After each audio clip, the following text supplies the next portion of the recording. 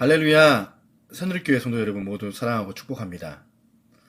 이번 주간은 고난주간입니다. 매년 고난주간 특세 드리고 이런 행사가 있었는데 이번 연도는 여러가지 사정상 고난주간 5분 묵상으로 그리스도의 고난, 십자가의 고난을 묵상하고 금식도 하고 부활절을 준비하고자 합니다. 마태복음 26장 47절부터 56절인데 52절부터 보겠습니다. 예수와 함께 있던 자 중에 하나가 손을 펴 칼을 빼어 대제사장의 종을 쳐 그 귀를 떨어뜨리니 이에 예수께서 이르시되 내 칼을 도로 칼집에 꽂으라. 칼을 가지는 자는 다 칼로 망하느니라. 너는 내가 내 아버지께 구하여 지금 12군단 더 되는 천사를 보내시게 할 수 있는 줄로 아느냐?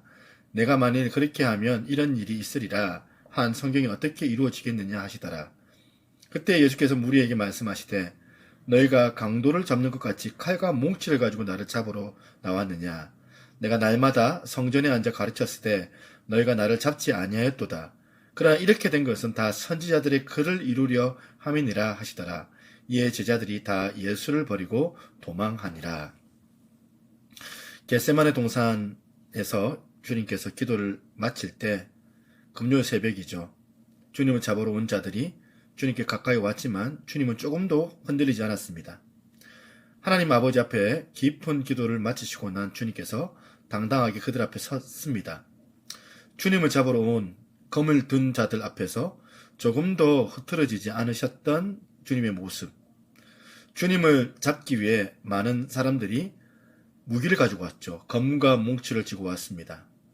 52절에 주님이 지적하였듯이 마치 강도를 잡는 것처럼 무장을 한 겁니다.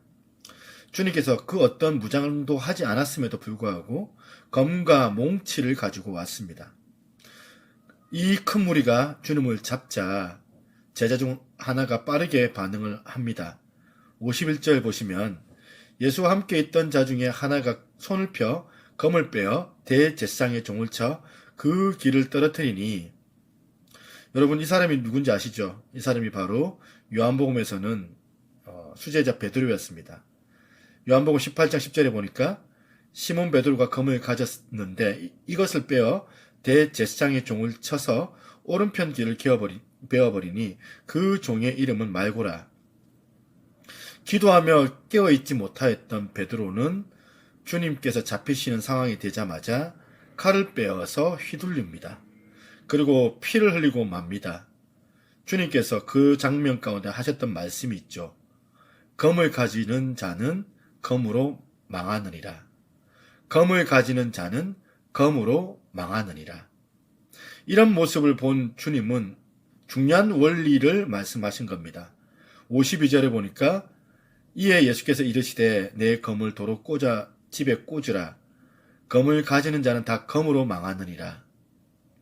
정리를 해보면 주님은 검을 가지는 자라고 말합니다.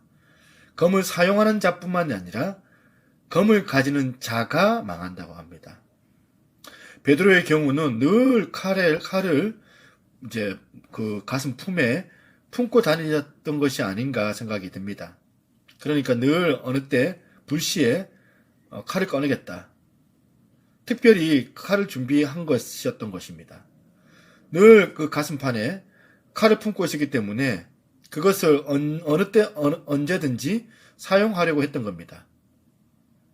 여러분 마음의 칼도 역시 마찬가지입니다.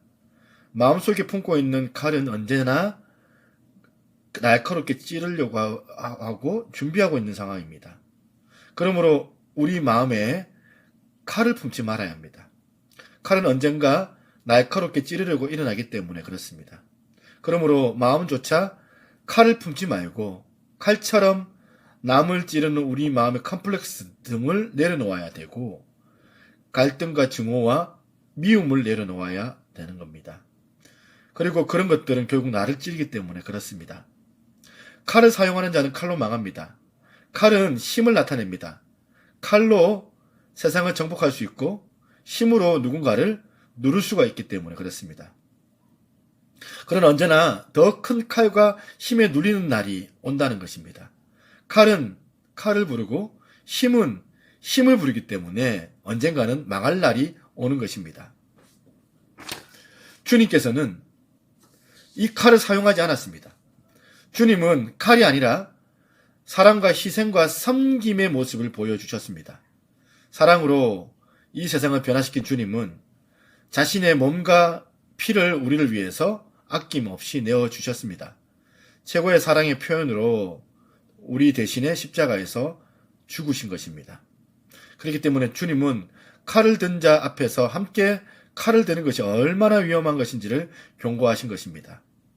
주님의 이 절대적인 사랑, 나를 찌르는 자를 향하여서 오히려 절대적인 사랑을 갖고 살아가는 것, 이게 어떻게 우리 힘으로 가능하겠습니까?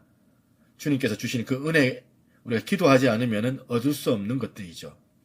오늘 이 세상은 그렇습니다. 전쟁과 테러와 복수의 칼로 피를 흘리고 있는 이 세상 가운데 이 악순환을 누가 끊을 수 있을 것인가?